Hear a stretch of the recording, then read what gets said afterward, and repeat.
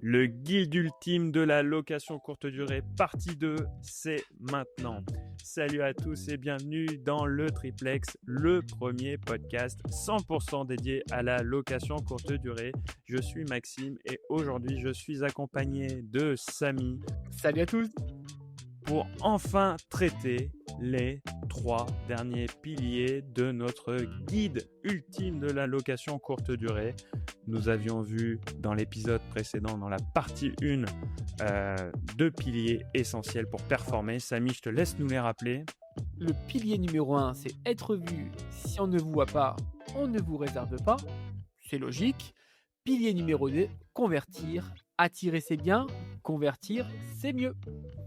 Donc, si vous n'avez pas écouté la partie 1, sincèrement, je vous invite à aller l'écouter. Vous la retrouvez sur votre plateforme d'écoute habituelle ou même sur YouTube. On est également présent sur YouTube. Vous pouvez aller l'écouter, comme ça vous retrouvez ce qu'on a déjà dit en amont. Et puis là, on va aborder les 3 derniers points que sont pour le premier la fidélisation. Donc ce troisième pilier qui est la fidélisation. On avait parlé de l'avantage, de l'intérêt d'avoir des avis. Le traitement d'un avis négatif, c'est comme ça qu'on a terminé l'épisode. C'est aussi un moyen de fidéliser votre clientèle, même le traitement des avis positifs. Tu vois, je m'étais focalisé sur les avis négatifs, mais le traitement des avis tout court va vous permettre de fidéliser votre clientèle. Déjà parce que vous leur répondez, donc vous avez continué et maintenu le lien. Si vous connaissez le parcours de vente habituel quand on vend un produit ou un service, la dernière étape, c'est la fidélisation parce que quand on a réussi à convaincre un client, ça coûte beaucoup moins cher de le faire revenir que d'aller en chercher un autre. Le coût d'acquisition, on parle de coût d'acquisition, il est beaucoup moins important pour de la fidélisation que de l'acquisition. Donc l'importance du traitement des avis, à la fois pour faire revenir les clients qui ont laissé l'avis, mais aussi pour les clients qui iront la vie. Samy, c'est toi qui as préparé cet épisode sur ce guide ultime. Qu'est-ce que tu avais en tête quand tu nous parlais de ce troisième pilier de fidélisation ? Déjà, comme tu l'as dit, c'est parfait. Mais on s'améliore de jour en jour. Hein. C'est un peu fou. Hein. Et bientôt, RTL, etc. Hein, c'est sûr. Ah ouais, franchement, on aura une chronique un jour sur une radio. Ouais, On avait dit qu'on inviterait une plateforme majeure de la location courte durée en France. On l'a fait. Il nous faut un autre objectif. Ouais, c'est RTL, nous voilà. Allez, dans 2 ans, c'est parti. C'est ça. Alors moi, j'avais du coup, je vais retrouver mes mots. Je suis pas encore prêt pour RTL, vous avez vu. J'avais décrit cette partie-là avec une petite accroche. C'était un voyageur satisfait, c'est peut-être 3 séjours à venir. Et oui, parce que comme tu l'as dit, la fidélisation dans la location courte durée, c'est pas primordial, mais c'est important. Et on va aller déjà collecter les emails et les numéros de téléphone proprement, avec un consentement bien entendu, mais il faut le faire. Voilà, ça, votre base mail, comme pour n'importe quel business, hein, infoprenariat, et cetera, votre base mail, c'est votre plus grande valeur, c'est ce qu'on dit, hein. Donc du coup, il faut collecter cette mine d'or. Ça, c'est votre base client en plus. Ce sont Ouais. des gens qui seront déjà venus. Alors, vous avez différents moyens pour la récupérer. C'est pas toujours facile quand vous êtes sur une plateforme parce que bien sûr, elle aussi protège sa base de données client, donc elle n'a pas forcément intérêt à ce que vous puissiez après communiquer en direct avec eux, mais c'est essentiel. Après, vous avez d'autres moyens aussi d'aller chercher. Et quand je pense à fidélisation, il y a aussi des actions très très simples à mettre en place.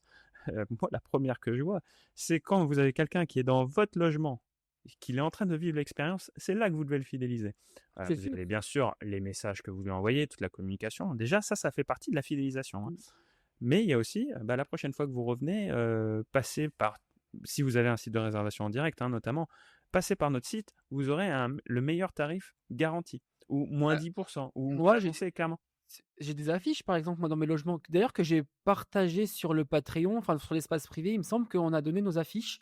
On a une affiche qui explique les règles de la maison, avec aussi un petit laïus sur l'importance du commentaire 5 étoiles ou 10 sur 10, ça on l'a, et une petite affiche également, en plus, qui dit ce que tu as dit, quand vous passez en direct chez nous, vous avez moins 20% par rapport aux plateformes. Voilà. Ça c'est vraiment c'est essentiel. Alors pour certains business, enfin pour ce business, pour certains positionnements plus que d'autres, mais vous avez un logement, bah, il y a le bouche à oreille. Ça, c'est un premier moyen de fidélisation. Quand vous avez un logement comme Samy à côté d'un parc d'attractions, la probabilité que la famille qui a réservé pour venir 3 jours dans le parc revienne l'année d'après, elle n'est pas forcément très très forte. Mais par contre, il y a des cousins, il y a des amis. Bah, c'est de se dire, bah, j'ai passé un bon, tiens, regarde, j'ai pris sa carte de visite, vas-y, c'est propre, c'est nickel. Ça, c'est Et un premier axe et de ça marche. fidélisation. Ça marche. J'en ai eu plein, des comme ça. «Ah, mais il y a un tel qui a réservé chez vous l'année dernière, il m'a passé du coup votre numéro de téléphone, ben je veux réserver chez vous». Ça m'est arrivé mais vraiment pas mal de fois.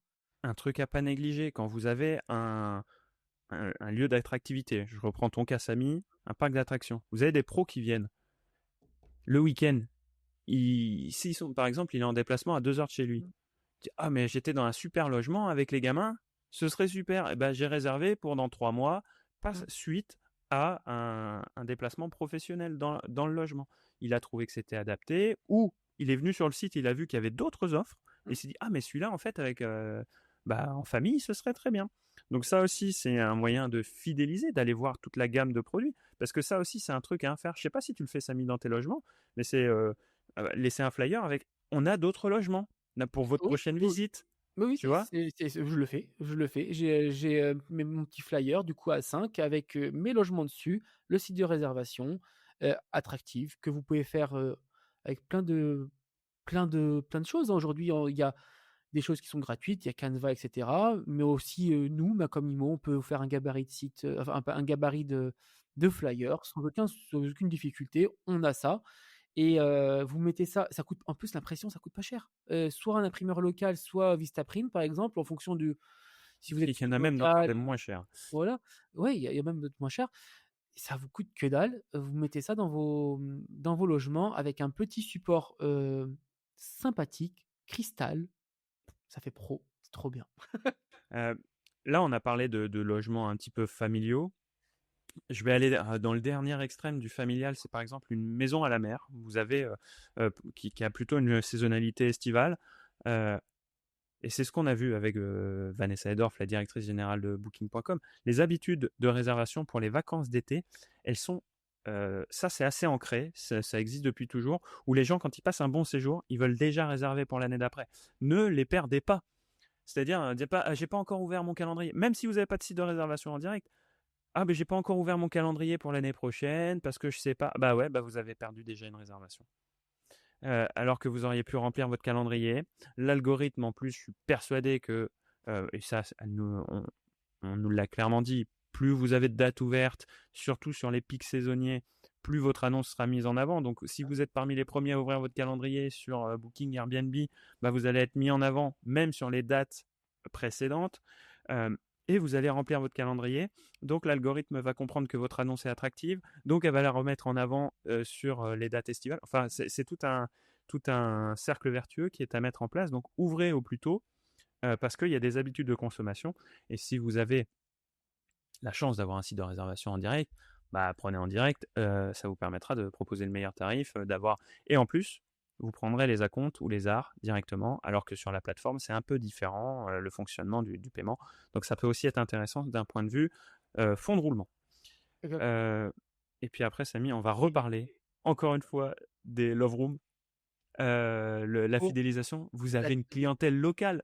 Ah bah, oui, oui, bah, alors la clientèle locale, entre hommes, après une bière: «Ah, j'étais dans une super love room, je te la conseille». Eh ben, alors, tu vois, je reparle de l'échange que j'ai eu avec, je l'espère, une future cliente de l'agence Macomimo qui nous a contacté pour son site de réservation en direct. Et elle me disait, vous vous trompez. Moi, c'est pas les hommes qui réservent chez moi. Elle me dit, c'est souvent les femmes pour alors la Saint-Valentin et choses comme ça. Mais elle dit, voilà, c'est plutôt, en fait, j'ai plutôt une clientèle féminine qui réserve pour le couple. Tu En vois, fait, donc tout dépend aussi du coup de la thématique de sa love room et de sa position. Voilà. voilà. Ça se trouve en fait, c'est Et, ça. Et on a reçu, alors ça aussi, on a reçu beaucoup plus d'exploitantes de Love Room que d'exploitants. Oui, oui, non, mais c'est clair. Ça, c'est une vérité. On a beaucoup plus de femmes qui sont venues vers nous pour des love rooms que d'hommes. Donc, Non. donc voilà. Alors après, pour revenir sur la fidélisation en Love Room, bah, c'est comme vous avez une clientèle qui est très locale. Donc la zone de chalandise, elle est beaucoup plus réduite qu'une location courte durée classique. Bah là, c'est essentiel la fidélisation parce que clairement, vos clients, ils sont à moins d'une demi-heure de chez vous, enfin de votre logement. Donc, le potentiel qui est la probabilité qu'ils reviennent. Et surtout, quand on est sur une typologie de réservation qui est beaucoup plus ponctuelle, c'est-à-dire qu'il n'y a pas de long séjour en Love Room, il faut vraiment maximiser la performance de la fidélisation. C'est essentiel. Donc, il faut mettre en place tous les mécanismes possibles et imaginables. Et peut-être même, ça vous permettra d'identifier de nouvelles offres spécifiques. Je pense notamment en journée, parce que bah, ça peut être un segment qui marche bien pour les love rooms, le fameux 5 à 7. Et oui, oui, oui, et j'en connais qui louent en journée, hein. Alors, pas que eux louent, des exploitants qui louent les logements en journée parce qu'en fait, ça leur permet de faire, comme tu dis, une première réservation, un 5 à 7, voilà. Et ils font passer une personne de ménage, pendant 1 heure et le soir, c'est encore libre pour une deuxième réservation. Ouais, bah, j'étais tombé sur un reportage qui parlait d'un hôtel sur Paris qui ne faisait pas de nuitée. Il ne faisait que comme tu louerais un studio pour un podcast, Ouais. où tu louais ta love room pour 1, 2, 3 heures, et en fait c'était des créneaux et il faisait que de la journée. Non, mais ça, c'est Donc un il y a très peut-être un modèle, et bon modèle. Ouais, ouais. ça ce n'est pas possible si vous êtes sur les plateformes classiques. Donc vous avez et ce n'est pas possible si vous ne fidélisez pas du coup votre clientèle. Donc voilà, ça peut ouvrir en fait plein d'axes de développement. Ça peut être un énorme comment dire, apporteur d'affaires, la fidélisation. Moi, j'estime que tu peux faire entre 25 et 30% de tes réservations par la fidélisation. Donc, c'est extrêmement important. Et la fidélisation, c'est le premier vecteur de réservation en direct. Voilà. Ouais, c'est ça. Et après, C'est il y a les l'action la moins chère et la plus ouais. efficace. Il y a des tec il y a après, il y a des techniques en fonction de là où vous en êtes, en termes de que vous allez pas faire ça pour un seul logement. Alors, ce que je vais dire, hein, vous allez pas le faire pour un seul logement, mais quand vous avez beaucoup d'appartements, des relances par SMS, des emails marketing, des choses comme ça, c'est des choses qui peuvent se faire. Il faut pas oublier, en fait, que dès que vous avez un cap en termes de logement, vous passez un cap et ben, c'est un véritable business, même dès le premier. Mais, plus vous avez de logements, plus, ce business va être conséquent et il faut apporter, du coup, les outils nécessaires, je pense. Ouais. Si par exemple, on peut prendre le cas, vous avez une base mail, vous n'êtes même pas obligé d'avoir un outil d'emailing pour commencer. Vous mettez tous vos contacts, je sais pas, vous avez 50, 100 Ouais, contacts, sur vous un les petit mettez en copie cachée. c'est Hein, ça. vous mettez pas, vous mettez dans le CCI. Hein, vous amusez pas. Non. Et vous rédigez un mail comme si vous étiez, en fait, faites pas un truc charté et tout. C'est bonjour, bonjour, salut, c'est Samy. Vous êtes venu l'année dernière dans mon logement. Ouais, sachez qu'on a apporté ça en modification, ou on a mis ça en plus, ou que On a ouvert. la saison estivale est ouverte, que si vous entendez des personnes qui souhaitaient, enfin qui souhaiteraient, venir dans la région, bah, n'hésitez pas à lui donner mes coordonnées et grâce à vous, ben, en fait, ils bénéficieront de, 15 de réduction et puis, bah, vous aurez peut-être un petit truc en plus, je sais pas, enfin, Mm. Ouais, et puis il y a aussi, bah, vous étiez venu chez moi, bah, j'ai le plaisir de vous annoncer que j'ai un nouveau logement mmh, sur telle thématique, c'est ça. mettre une photo, voilà, faire des trucs des fois très artisanaux, Mmh, de manière artisanale. Voilà, un petit SMS. Vous avez une base d'SMS, vous envoyez 20 SMS à vos clients, par exemple, et vous dites, bah voilà, euh, réservé pour les fêtes, je viens d'ouvrir le calendrier pour les fêtes. mmh, Si vous voulez exactement. profiter, vous avez un joli chalet à la montagne. De toute façon, en général, hein, je vais vous le dire, hein, quand vous avez un logement qui pète, euh, je vais prendre le cas d'un chalet à la montagne. Les personnes sont venues en été. Elles se sont dit, putain, si on faisait Noël là-bas, ne vous Ouais, inquiétez pas, ils vont trouver votre numéro, ils vont trouver un moyen de vous passer en direct. L'idée après, c'est quand vous allez avoir un site de réservation, c'est que vous allez pouvoir automatiser cette fidélisation. C'est-à-dire que vous allez pouvoir ne garder que les demandes très spécifiques c'est ça. de la réservation en direct. On a fait le tour, Samy, sur ce point? Ouais, je pense qu'on a fait le tour, on est pas mal. De toute façon, il manquera forcément des petits trucs et n'hésitez pas à nous le dire également, hein, en commentaire. Enfin, heu, partagez-nous votre expérience du coup par rapport à ça sur YouTube. Je sais que sur YouTube, on peut mettre des commentaires du coup, sous la vidéo, donc faites-le Tu le sais, et sur Spotify maintenant, vous pouvez ah! nous laisser des Ouais. commentaires. Bah, Ouais, voilà. Bah, n'hésitez pas. Alors Apple Podcast, on peut pas encore, mais n'hésitez pas à nous mettre des commentaires et puis, nous, on y répondra, volontiers. Même on peut même y répondre pendant un épisode. Voilà, ça peut être, intéressant. Donc tout à on le fait. fera. Allez, pilier numéro 4.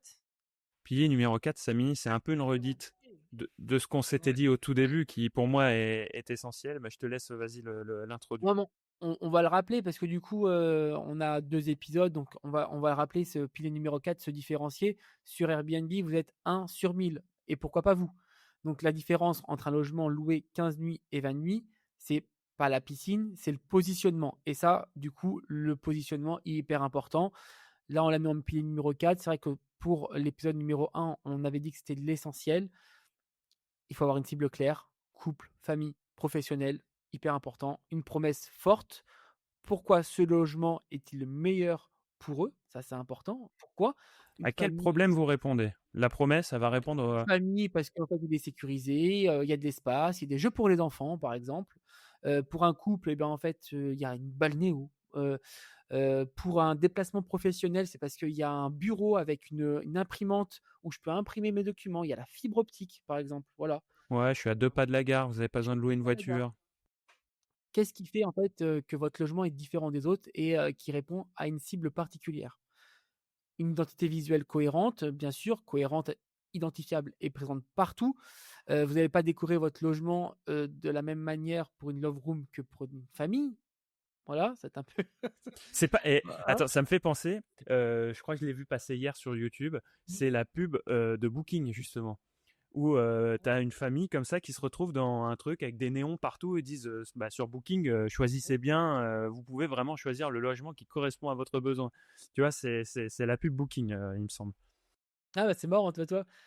Ben, identité visuelle, voilà, j'ai envie de même rajouter que, les équipements et la décoration, par exemple, pour une famille, imaginez-vous, une famille qui va venir dans votre logement, la décoration va être importante. Il ne faut pas que ça soit trop, trop chargé non plus, je pense et surtout, rien de très dangereux, des vases, des choses comme ça, enfin, faites attention à tout ça. Ouais C'est et puis même, pour vous, si vous savez que vous allez attirer les familles, les jeunes enfants, donc enfin, bien sûr, il y a ce que vous allez mettre pour les convaincre de venir, mais mettez pas des bibelots à hauteur. Si ouais, vous ciblez des familles, ah ouais, c'est super design, c'est joli. Ouais, mais si c'est pour que ce soit pété, nous on a des enfants, on fait bien attention, sûr, mais ça arrive.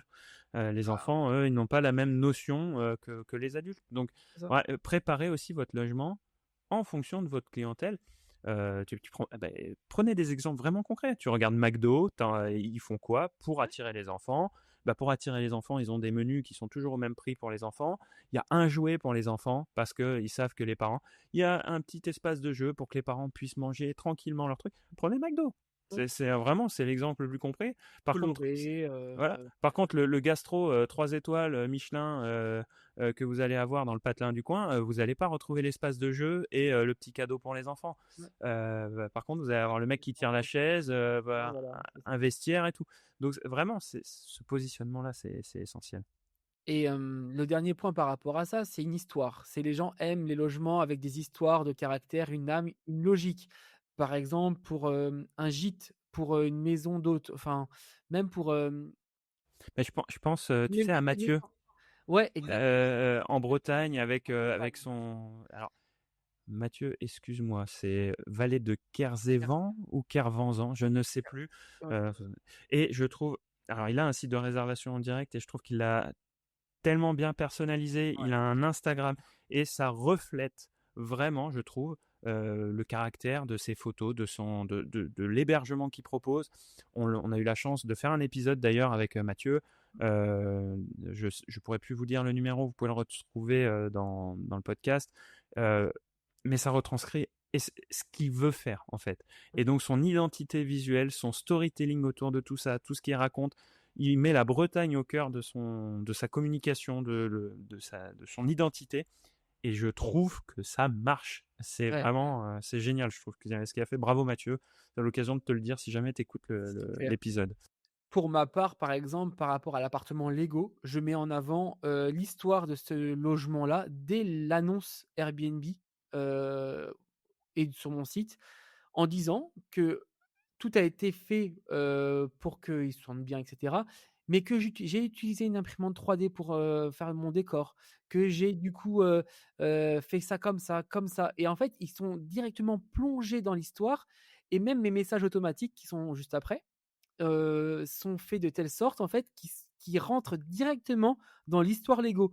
J'ai utilisé ChatGPT pour écrire mes messages automatiques et là on est sur, un champ lexical, ben, du Lego, hein, avec les briques, venez, je sais plus comment j'avais tourné ça, venez construire, la brique Lego avec moi, allons-y pour l'aventure, la construction, et cetera et en fait, tous mes messages sont faits de telle sorte, en fait, qu'ils rentrent directement dans l'expérience et j'ai eu énormément de retours par rapport à ça, en disant qu'ils appréciaient et qu'ils étaient directement plongés dans l'appartement à thème avant même d'y être et ça, faites-le.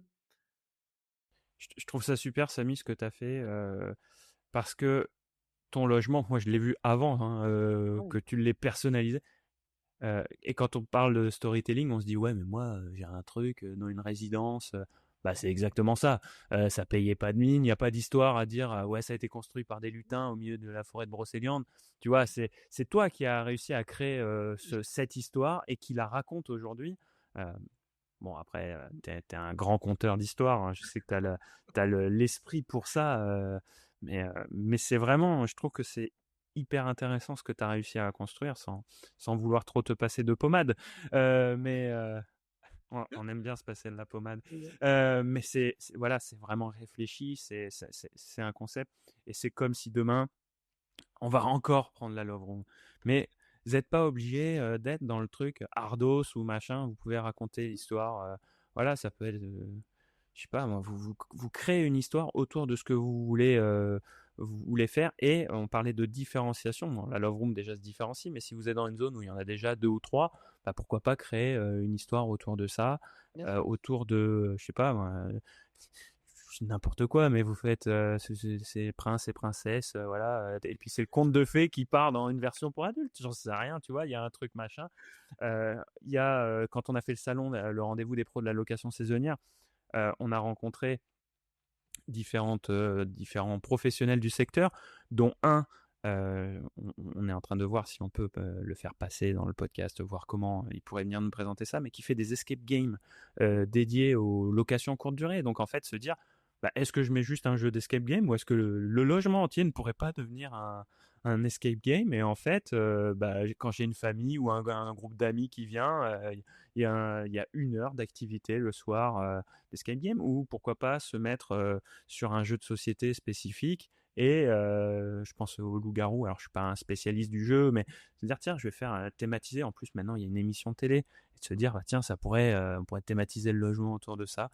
Je me rappelle aussi de personnes qui avaient des logements sur Le Mans où je disais, t'as quand même un environnement autour où tu peux quand même te différencier royalement, et les gens qui viennent là-bas, ils viennent pas pour la rillette, hein, ils viennent. Tu peux faire un appartement à thème sur la Riette aussi, hein. Ah ouais, ouais, je sais que toi t'irais, hein, ça, Ah ouais? avec c'est Hansel et Gretel avec les poignets en saucisson. Non, mais voilà, se différencier et puis bah, l'histoire. euh, tout ça pour dire que vous n'êtes pas obligé d'avoir un lieu qui raconte une histoire. C'est à vous aussi de pouvoir la créer, cette histoire. Il y a plein de choses. Voilà, il faut avoir un peu l'esprit ouvert. Et ce qu'on n'a pas dit par rapport à se différencier, et je sais pas si non, je crois qu'on l'a pas dit, c'est pas du luxe. Pour moi, c'est une nécessité, aujourd'hui. À l'heure actuelle, se différencier est une nécessité par rapport du coup au nombre de logements qu'on a sur, les plateformes de réservation. Vous êtes 1/1000. Voilà, je l'ai dit au début, hein, sur Airbnb, vous êtes 1/1000. Pourquoi pas vous?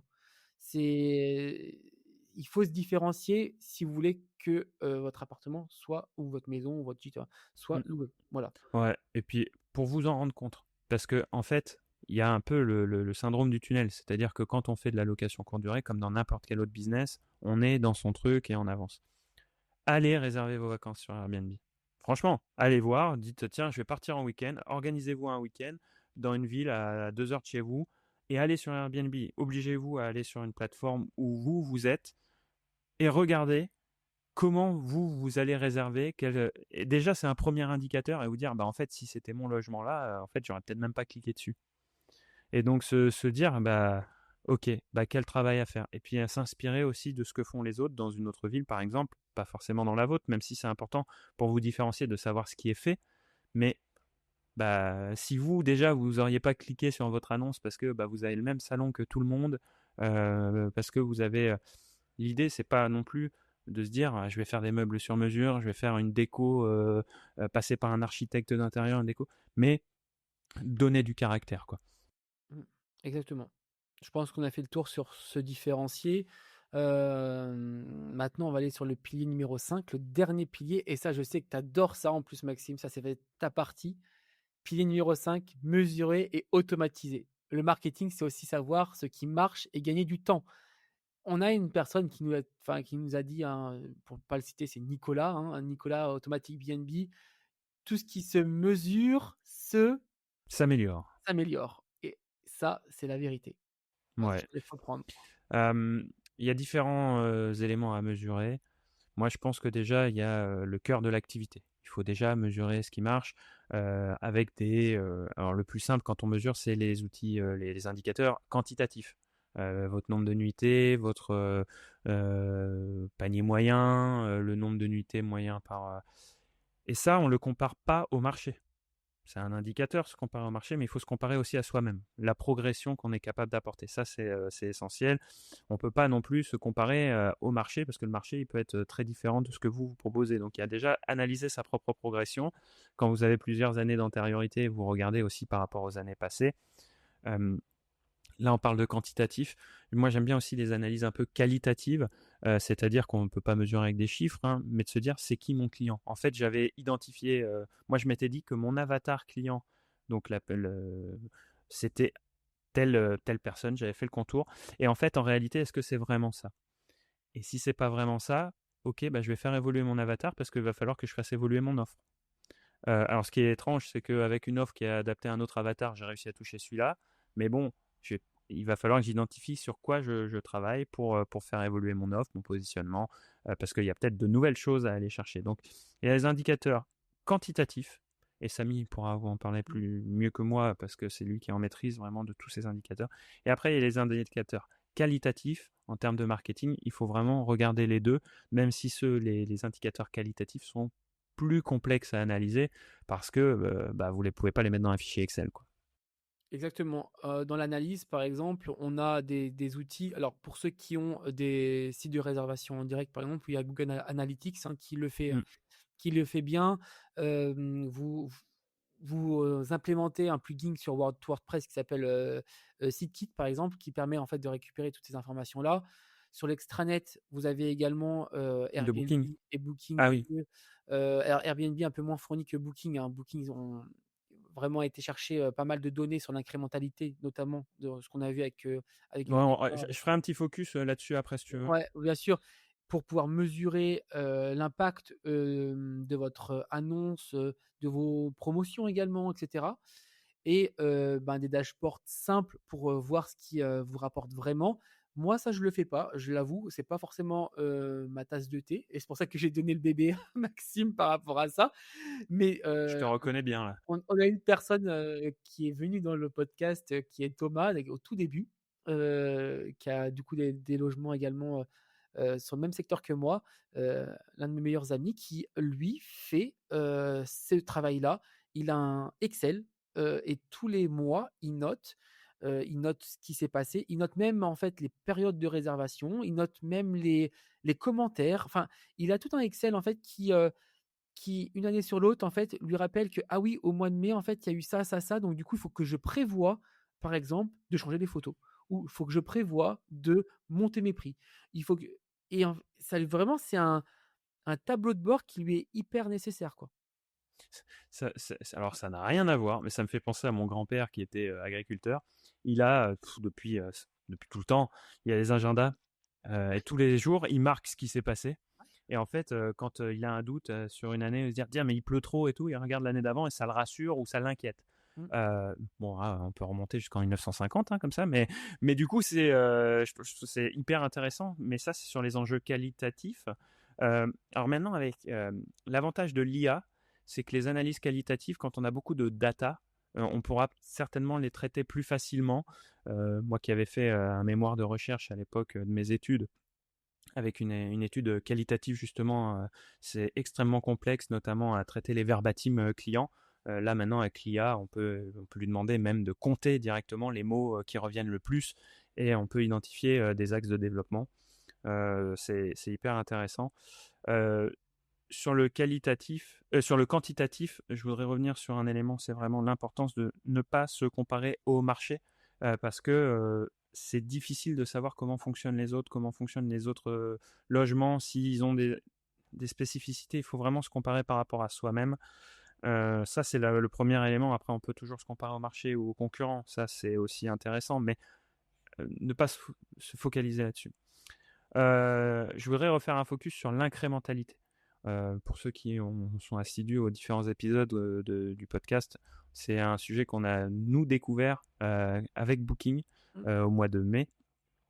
Euh, En fait, ils font une analyse et vous permettent de dire sur leur extranet si quand vous mettez une action, typiquement quand vous mettez en place le programme Genius par exemple, que ça propose des réductions à vos clients, est-ce que c'est pertinent pour vous? Et ils vont être en capacité de vous dire, bah, si vous proposez 10% de remise, ça vous a permis de générer 15% de revenus en plus, donc vous êtes gagnant. Par contre, c'est vrai que si vous proposez 10% de remise alors que vous générez que 8% de revenus en plus, bah, finalement, c'est pas forcément intéressant. Donc, ils ont cette capacité aussi à vous montrer l'incrémentalité. C'est un peu comme si vous prenez des réservations en direct en mettant une remise de 20%. Bah, est-ce que vous êtes gagnant à la fin? Non. Parce que en fait, vous avez offert toute la commission à votre voyageur, mais vous, qu'est-ce que vous y gagnez en plus à offrir toute cette commission? Vous n'avez pas de rentabilité en plus et vous gérez plus de risques. Donc, c'est important d'avoir de la data. Et puis à la fin, vous avez aussi un comptable pour analyser votre bilan sur l'année. Et ça, ni plus, ça c'est quand même la dernière ligne du bilan, Ouais. c'est quand même la plus importante, hein.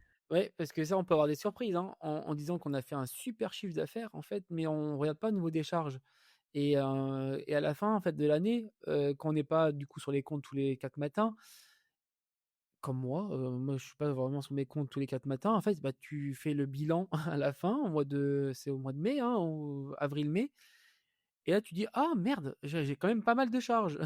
C'est vrai que, comme tu le disais, à l'épisode numéro 1, bah, en fait, tu as la commission de ci, tu as, l'abonnement de ça, tu as, le petit truc en plus de ça et et cetera, font qu'à la fin, et ben, tu te dis: «Je vais peut-être faire des choix». Voilà. Mm.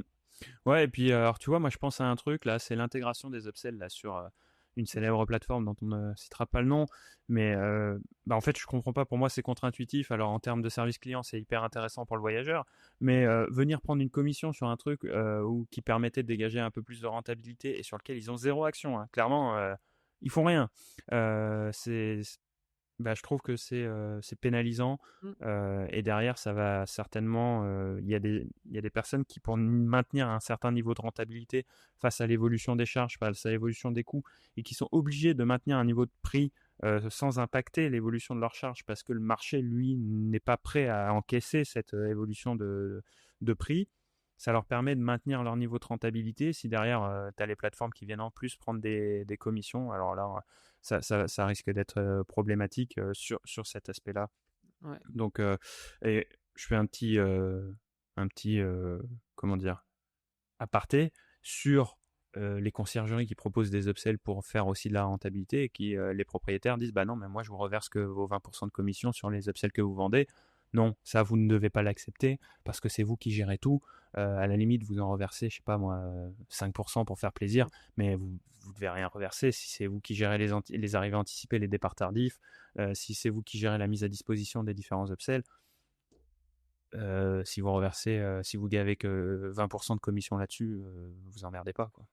Ouais, c'est clair. C'est un petit aparté, parce Mmh. que c'est un sujet qui revient souvent pour les conciergeries. Je trouve que beaucoup, comme sont dépendantes, on parlait tu vois, de la dépendance des prestataires, Mmh. je pense dans la partie 1, ça fait partie.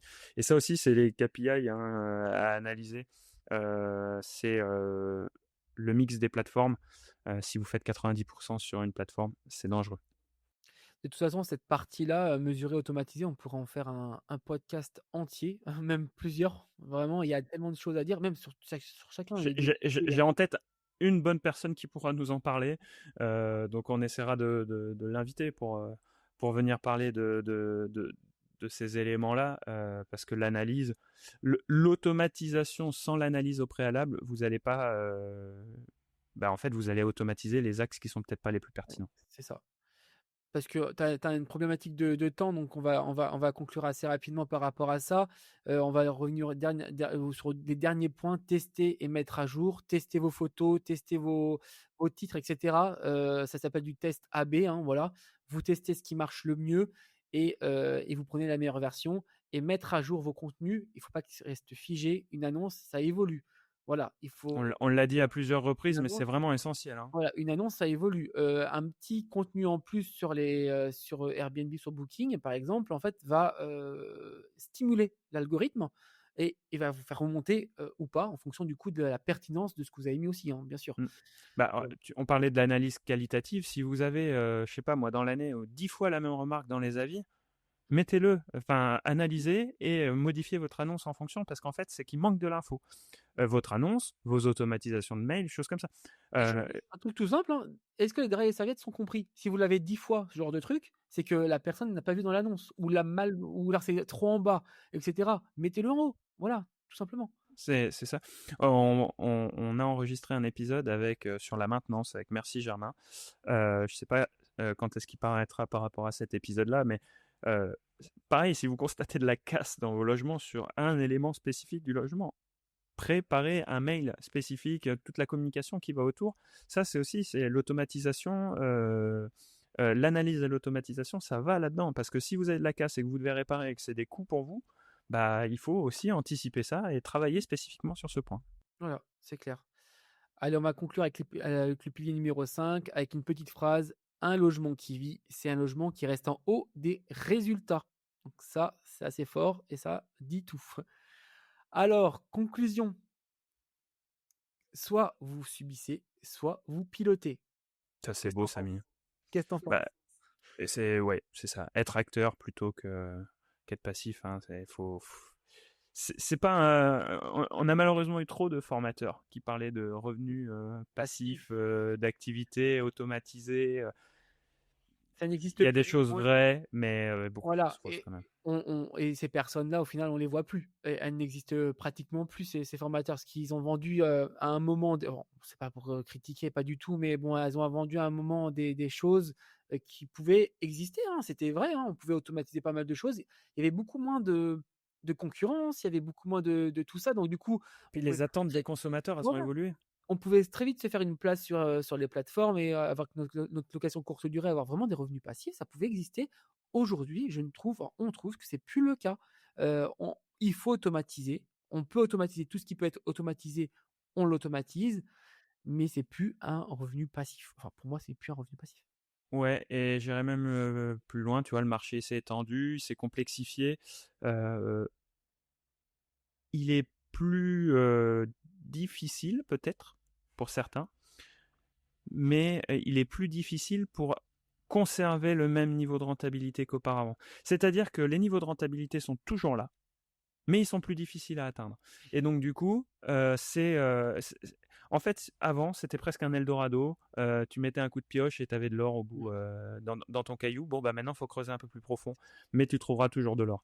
C'est un peu le message, nous, et en plus qu'on a entendu notamment sur le salon des rendez-vous des pros de la location saisonnière, hein. C'est que ça marche toujours, mais par contre, il y a plus d'efforts à fournir. Alors, par rapport à ça, du coup, il y a des conciergeries qui existent, parce que là, c'est vrai qu'on se met côté propriétaire, et côté propriétaire exploitant qui exploitent eux-mêmes et donc du coup, c'est du travail. Mais tu peux avoir une conciergerie Airbnb qui va s'occuper de ton bien. Donc déjà, trouver la bonne conciergerie qui s'occupe de ton bien. On l'avait déjà expliqué, hein, par rapport à tout ce qu'il faut, voir par rapport à une conciergerie et ça a un coût. Voilà, le coût, il y a un coût et ce qui est complètement normal, hein, une conciergerie qui va s'occuper de ton bien, il y a un coût. Donc voilà, Juste, ça une petite Il y aparté. a on refera je pense, hein, on l'avait dit déjà dans l'épisode précédent, tout ce qu'on a dit là, on peut l'appliquer bien sûr pour, la conciergerie. On fera certainement un épisode dédié, aux conciergeries parce que quand on parle, attends je reprends les 5 piliers, mais, le premier pilier qui était, Cool. être vu, bah, oui, forcément quand on est une conciergerie, il faut être vu et pas s'appuyer uniquement sur le programme des co-hôtes de Airbnb. Je trouve que ça, c'est une erreur monumentale.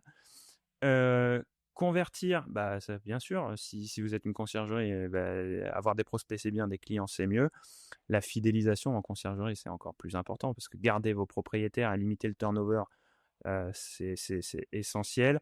Se différencier, ça c'est, bon, bah, comme pour les logements, hein, quand vous avez un positionnement qui est clair et compréhensible, vous allez traiter une douleur spécifique sur votre marché et donc vous allez avoir, clairement, vous n'allez pas faire des studios et des villas en même temps. Il va falloir, si vous faites tout, vous ferez rien ou vous le ferez mal. Surtout que des conciergeries, hein, comme la location courte durée, ça a explosé, hein, donc du coup, vous êtes plus seul sur le marché comme avant. Donc il faut avoir un positionnement. Et il n'y a pas que le positionnement par segment, hein, il y a aussi le positionnement géographique, on l'oublie beaucoup. Hein, mais une conciergerie qui dit, mais moi je fais, je sais pas, moi je suis à Marseille, je fais que cet arrondissement-là, et je veux devenir le spécialiste de l'arrondissement-là parce que j'ai un local, parce que je pense qu'il a un axe de différenciation monumental. Voilà. Et puis après, l'analyse, bien sûr, comme tout business, faut l'analyser. Donc, pour les conciergeries, on fera certainement un épisode Ouais, dédié, bien sûr. euh, parce qu'on aime les conciergeries aussi. Donc voilà, bon, allez, on va conclure avec les derniers mots. L'objectif, hein, de tout ce qu'on a dit, du guide marketing, ultime de la location courte durée, c'est pas de dire que vous allez être indépendant et cetera. Il faut profiter des plateformes, mais il faut pas profiter que des plateformes également. Il faut créer un écosystème, plateforme, plateforme secondaire et réservation en direct, c'est hyper important C'est pour un système vertueux, tout le monde s'entraînera vers le haut. exactement et construire un vrai système marketing, qui vous rendra indépendant, rentable et serein, ben, voilà, c'est important également. Voilà, il faut le prendre en compte et là, on va faire un peu notre petite pub, même si on a reçu un commentaire qui nous disait qu'on faisait, de la pub pour nos comment on appelle ça? Nos services, mais sans ça, en fait, on peut pas faire connaître, nos services et c'est hyper important. C'est ce qui rentabilise également le triplex et c'est ce qui rentabilise également, enfin le fait qu'on peut vous faire des épisodes comme ça. C'est ce qui Donc permet de faire vivre le voilà, triplex. Donc, vous pouvez venir si vous avez des questions, notamment nous, ouais. on est ravis de vous y répondre et de vous accompagner dans vos projets de développement, notamment si vous voulez un site de réservation. Vous avez toutes les clés. Vous tapez macom.imo sur Google, vous allez tomber directement sur notre site. Vous allez voir toutes nos solutions, tout ce qu'on peut vous proposer. Et, nous, on est convaincus que c'est la direction qu'il faut prendre quand on fait de la location courte durée et on tâche de vous proposer les services les plus adaptés au tarif le plus pertinent, le plus compétitif possible. C'est toutes les infos sur macom.imo. On n'en parle pas plus. C'est ça. Santé. Et, et puis, on reste disponible notamment sur nos réseaux sociaux Voilà. pour en discuter. À très vite du coup pour un Pensez à vous abonner, 5 étoiles. voilà. Et à la semaine prochaine. Bye bye.